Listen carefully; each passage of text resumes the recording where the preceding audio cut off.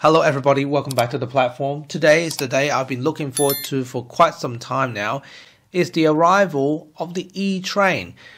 This is also very momentous too because it effectively means that I've collected every Munipals B division trains, which is something to be very proud of in my view. So without further ado, let's open them, see how they do. Okay, so here we are, is the R160 E-train. This is a 2021 E-train, the metallic paint as always, but compared to the newer Munipals, which we have been talking about before, this train doesn't have any sparkly paints. So I've done plenty of sparkly paint comparisons on the other subway trains, and you can look at other videos yourself. In fact, we have some links in the description if you're keen. But overall finish is pretty good. Bit of a dent over here, but apart from that, it's beautiful finishes. So here we are, 6 R160 E trains. Each and every one of them are beautifully finished. This one's got a bit of a drunken body lean, I think, but apart from that, shouldn't be much of a problem, isn't it? Shouldn't be much of a problem.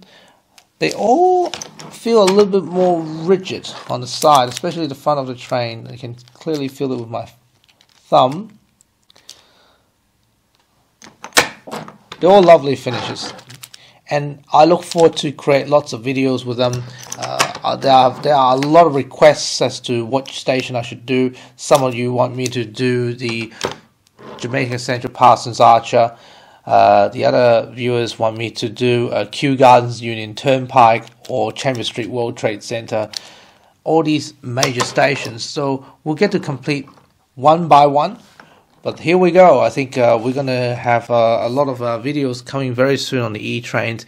In fact, the Port Authority bus terminal one can be done very soon as well, and then put all the buses along with it on the overground. So that will definitely be something to look forward to.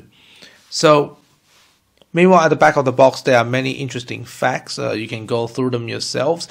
But I think one of the most interesting points is dot point number 4, where Chambers Street World Trade Center. The fact it was opened on the 10th September 1932, and then 69 years later, it withstood the 9/11 terrorist attacks, 69 years and 1 day later, to be precise.